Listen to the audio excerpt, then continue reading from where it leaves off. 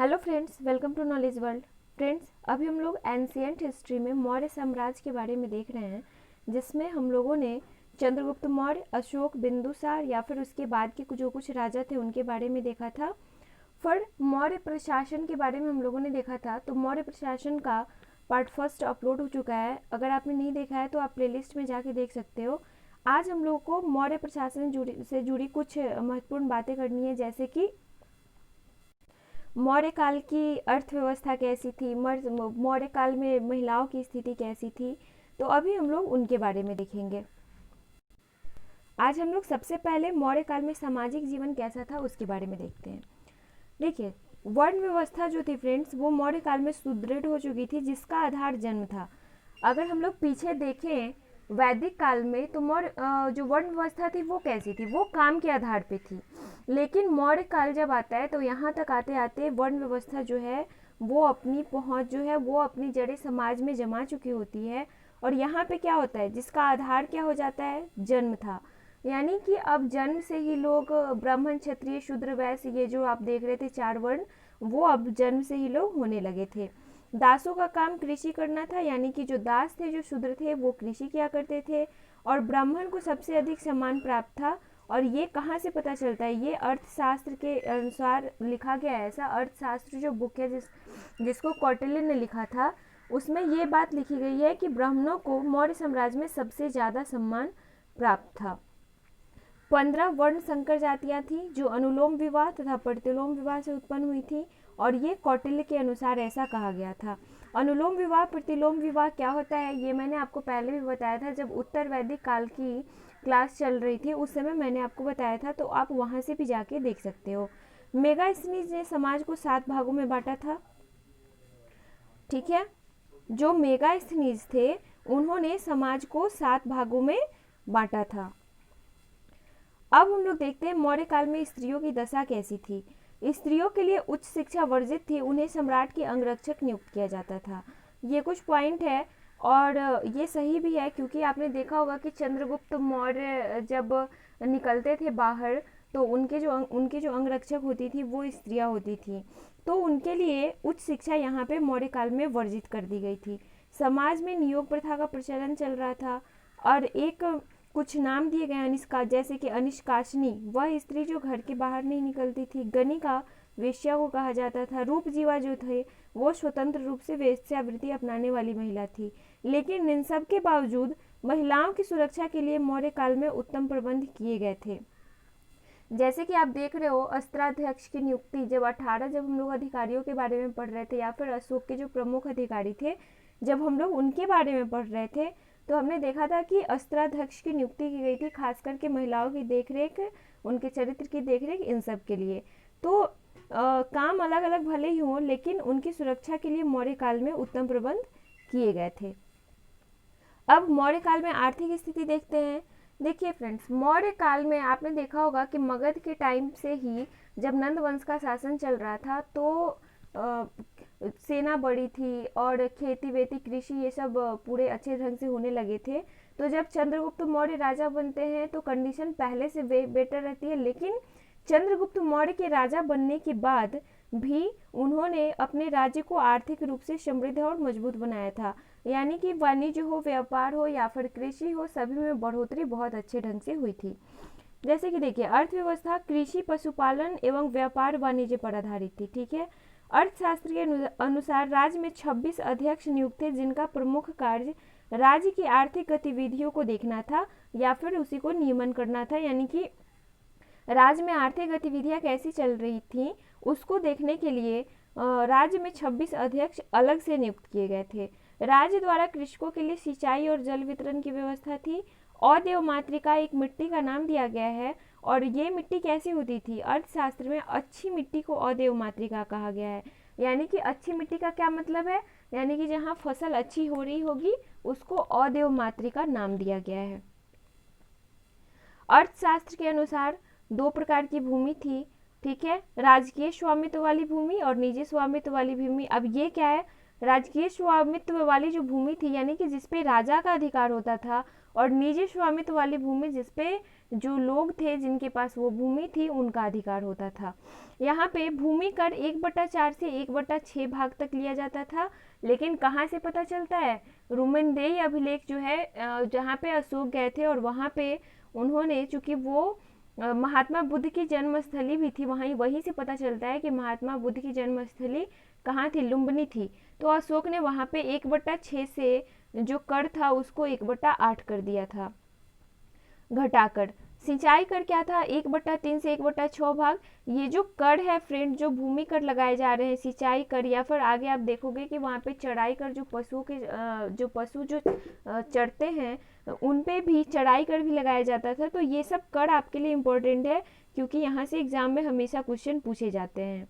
अब भाग क्या होता था? देखिए, कृषि की आय पर लिया जाने वाला कर था ये। और वस्त्र निर्माण एक प्रमुख उद्योग था, जिसका अधिकारी सूत्राध्यक्ष कहलाता था। स्थल मार्ग की जगह जल मार्ग को अधिक प्रोत्साहन दिया गया था, तथा उत्तरापथ एक महत्वपूर्ण राजमार्ग था। यहाँ पे आप एक चीज बहुत अच्छा देख रहे हो कि स्थल मार्ग की जगह जल मार्ग, यानी कि जो व्यापार जो होता था वो जल मार्ग के सहारे, जो पानी के रास्ते विदेशों के साथ व्यापार होता था। यानी कि यहाँ पे जो जहाज वहाज जो बनते हैं उनकी व्यवस्था काफ़ी अच्छी थी, तभी तो व्यापार होता होगा। तो यहाँ जब हम लोग आगे जब बढ़ेंगे मेडाइवल हिस्ट्री में, तो चंद्रगुप्त मौर्य के टाइम पे जो व्यापार जल मार्ग से बहुत अच्छी होती थी। और आप यूँ भी कह सकते हैं कि जो भारत के क्षेत्र में जो भी समुद्र ये सब आते थे उस पे मौर्य शासक चंद्रगुप्त मौर्य या फिर अशोक, उनकी अच्छी पकड़ थी। लेकिन जब हम आगे जाते हैं तो आगे के शासकों ने समुद्री मार्ग पे ध्यान नहीं दिया, और जिसका परिणाम क्या निकला कि यूरोपियों का यहाँ पे आगमन हुआ है, और फिर धीरे धीरे उन्होंने यहाँ पे अपनी पकड़ बहुत ज़्यादा बना ली थी। ठीक है, व्यापार कहाँ से होता था? रोम से, फारस से, सीरिया, मिस्र आदि देशों के साथ यहाँ पे व्यापार किया जाता था। श्रेणी एक नाम है फ्रेंड्स। यहाँ पे उद्योग जो होते थे उनकी संस्थाएं श्रेणी कहलाती थी, तथा बिक्री कर के रूप में मूल्य का 10वां भाग लिया जाता था। ठीक है, तो आप यहाँ पे 3 प्रकार के कर अभी तक देख चुके हो। भूमि कर 1/4 से 1/6 भाग। ठीक है, उसके बाद आपने यहाँ पे देखा था सिंचाई कर के बारे में, जो 1/3 से 1/6 भाग तक लिया जाता था। और यहाँ पे बिक्री कर के रूप में मूल्य का 10वां भाग लिया जाता था, ये भी आप देख चुके। तो अभी तक आप तीन प्रकार के कर के बारे में भी देख चुके हो। इसे बस आपको ध्यान में रखने की ज़रूरत है। और जो बिक्री कर जो लोग बचाते थे उन्हें मृत्यु दंड यहाँ पे दिया जाता था, और ब्याज को रुपया एवं परीक्षण कहा जाता था। जैसे कि आज भी आप सुनते होंगे कि जैसे हम किसी से ब्याज लेते हैं तो उसको मौर्य काल में ब्याज नहीं कह के रुपया एवं परीक्षण नाम दिया गया था। अब हम लोग देखते हैं मौर्य काल के प्रमुख बंदरगाह के बारे में। देखिए, यहाँ पे पूर्वी तट पर ताम्रलिप्ति बंदरगाह थी, पश्चिमी तट पर सुपारा एवं भरौज बंदरगाह थी। और मौर्य काल की ललित कला और वास्तुकला जो थी फ्रेंड्स, वो कला और वास्तुशिल्प में मौर्यों का योगदान बहुत महत्वपूर्ण है। वो कैसे है, आइए हम लोग देखते हैं। सबसे पहले तो आपको बंदरगाह में याद रखना है कि पूर्वी तट पर ताम्रलिप्ति बंदरगाह, क्योंकि यहाँ से क्वेश्चन पूछा जाता है कि यहाँ से क्वेश्चन आपसे पूछा जाएगा कि मौर्य काल की प्रसिद्ध बंदरगाह, पूर्वी क्षेत्र के प्रसिद्ध बंदरगाह कौन थी? तो आपका आंसर होगा ताम्रलिप्ति। और पश्चिमी तट पे सोपारा और भरौच, ये जो 2 बंदरगाह हैं ये महत्वपूर्ण बंदरगाह थे मौर्य प्रशासन के, मौर्य काल के। मौर्य काल की ललित कला एंड वास्तुकला, यानी कि मौर्य काल की ललित कला कैसी थी, वास्तुकला कैसी थी? तो यहाँ पे कला और वास्तुशिल्प में मौर्यों का योगदान बहुत महत्वपूर्ण है। वो कैसे, आइए देखते हैं। अशोक के द्वारा यहाँ पे एक नगर स्थापित किया गया था फ्रेंड्स, जिसका नाम है श्रीनगर, जो कश्मीर में है। ये मैंने आपको पहले भी बताया था। इसके अलावा ललित पाटन, ये ललित पाटन नेपाल का जो पुराना नाम है, ये ललित पाटन है। और ये भी कहा जाता है कि इसकी भी स्थापना अशोक ने ही की थी। राजा प्रसाद, ये चंद्रगुप्त मौर्य के महल का नाम है, और ये टोटली लकड़ी का बना था। और इस पे इतनी अच्छी नक्काशी, यानी कि इतने अच्छे इस पे चित्र बनाए गए थे। और ये चंद्रगुप्त मौर्य का सबसे क्या प्रसिद्ध महल है ये। ठीक है, चंद्रगुप्त मौर्य का सबसे प्रसिद्ध महल है ये राजा प्रसाद, और ये लकड़ी का बना था। जब आप प्रीवियस ईयर के क्वेश्चन उठा के देखोगे तो आपको ये क्वेश्चन मिलेगा कि राजा प्रसाद महल किस चीज़ का बना था, पत्थर का, ईंट का, लकड़ी का, ऐसा ऑप्शन आपको दिया गया रहेगा। तो आपको हर एक छोटी छोटी चीज़ पे ध्यान देना है कि क्वेश्चन कहाँ से बनेंगे, ठीक है। तो ये जो राजा प्रसाद महल है वो लकड़ी का बना हुआ था और इसके अवशेष कहाँ से मिले हैं, कुम्हरार पटना में मिले हैं। और ये जो है ये 80 स्तंभ वाला था, यानी कि इस महल को बनाने में 80 स्तंभ का भी निर्माण किया गया। दीदारगंज पटना, दीदारगंज पटना में प्राप्त एक यक्षिणी की मूर्ति प्राप्त हुई है, ठीक है, जो मूर्ति कला का सर्वोच्च उदाहरण है। गुफा में अगर हम लोग देखते हैं तो बराबर की पहाड़ी को काटकर सुदामा गुफा बनाया गया था।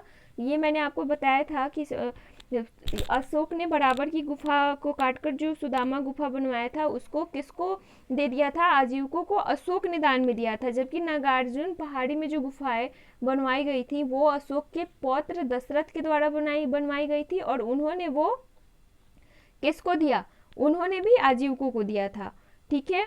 अशोक के पौत्र दशरथ ने लोमस ऋषि, ठीक है, यानी कि बराबर समूह की ये सबसे प्रसिद्ध गुफा है और नागार्जुनी गुफाओं का भी निर्माण इसने कराया था और इन लोगों ने आजीवक संप्रदाय के जो लोग थे उनको दान में दी थी कि आप वहाँ पे जाके रह सकते हो। यहाँ पे मैंने आपको बताया था कि मौर्य काल के कुछ अन्य शासक भी थे जैसे कुणाल, दशरथ, बृहदत्त, तो ये सब शासक थे यहाँ के, जिसमें मौर्य काल के सबसे अंतिम शासक जो थे वो थे बृहदत्त। इसके अलावा यहाँ पे एक पॉइंट और है कि मौर्य काल की जो सड़क व्यवस्था थी फ्रेंड्स वो भी बहुत अच्छी थी, बहुत उच्च किस्म की वहाँ पे सड़क बनाई गई थी। और जो सड़क निर्माण अधिकारी होते थे यानी कि जो सड़क का जो निर्माण करवाते थे उनको कहा जाता था एग्रोनोमाई।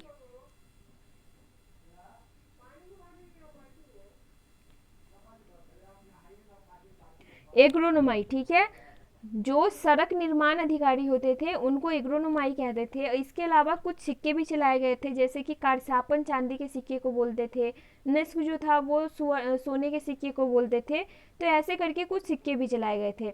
यहाँ पे ये पॉइंट आप याद रखेंगे, एग्रोनोमाई, ये प्रीवियस क्वेश्चन में भी पूछा गया है कि एग्रोनोमाई मौर्य काल में कौन सा अधिकारी होता था। तो ये एग्रोनोमाई जो होते थे वो सड़क निर्माण अधिकारी होते थे।